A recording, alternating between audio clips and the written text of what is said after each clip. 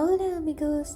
അങ്ങനെ ബ്രാഗ സിറ്റിയിലെ കാഴ്ചകളൊക്കെ കണ്ടിട്ട് നമ്മൾ ടാക്സി പിടിച്ച് ബോം ജീസസ് എന്ന് പറയുന്ന ഒരു ചർച്ച് കാണാൻ പോവുകയാണ്. ഈ ചർച്ച് ഒരു കുന്നിൻ്റെ മുകളിലാണ് സ്ഥിതി ചെയ്യുന്നത്. അവിടേക്ക് ഒന്നെങ്കിൽ സ്റ്റെപ്സ് ഉണ്ട്, അല്ലെങ്കിൽ ഈ കാണുന്ന പോലെ ഫനിക്കുലറുണ്ട്. ഫനിക്കുലറിന് ഒരാൾക്ക് 2 യൂറോ വെച്ചാണ് കേട്ടോ ആയത്.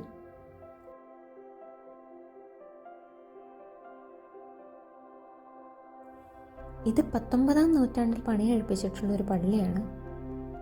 യുനെസ്കോയുടെ വേൾഡ് ഹെറിറ്റേജ് സൈറ്റിൽ തന്നെ ഇടം നേടിയിട്ടുള്ള ഈ പള്ളി പോർച്ചുഗലിൻ്റെ ഒരു ലാൻഡ്മാർക്ക് തന്നെയാണ്.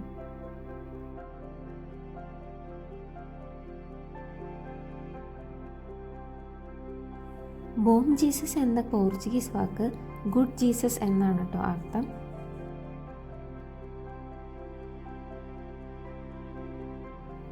പള്ളിക്കകം ഷൂട്ട് ചെയ്യാനായിട്ട് അനുവാദം ഉണ്ടായിരുന്നില്ല, അതുകൊണ്ട് തന്നെ ഷൂട്ട് ചെയ്തിട്ടില്ല.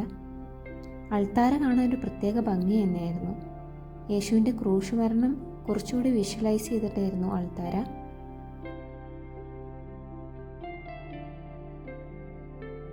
പള്ളിമുറ്റത്തിൻ്റെ പല ഭാഗങ്ങളിൽ നിന്നായിട്ട് ബ്രാഗ സിറ്റിയുടെ നല്ലൊരു വ്യൂ തന്നെ കിട്ടുന്നുണ്ടായിരുന്നു.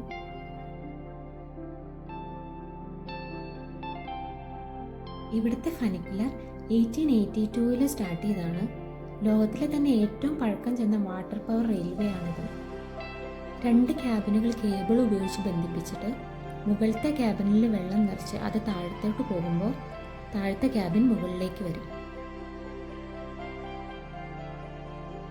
ഇവിടുത്തെ വേറൊരു അട്രാക്ഷൻ ഇവിടുത്തെ ഗാർഡൻ ആയിരുന്നു.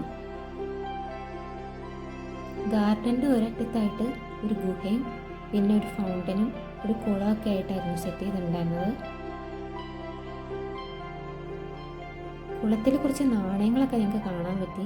ആരെങ്കിലും വഴിപാടായിട്ട് സമർപ്പിച്ചതായിരിക്കാം.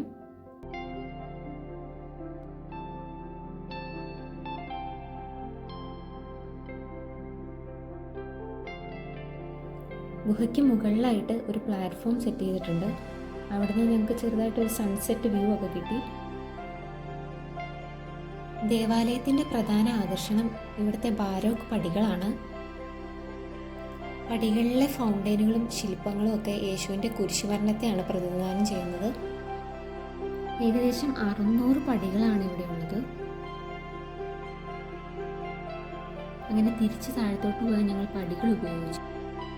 അപ്പോൾ ഇതൊക്കെയാണ് ഞങ്ങളുടെ ബ്രാഗ വിശേഷങ്ങൾ. അപ്പോൾ പുതിയ വിശേഷങ്ങളായിട്ട് പിന്നെ കാണാം. ടാറ്റാ.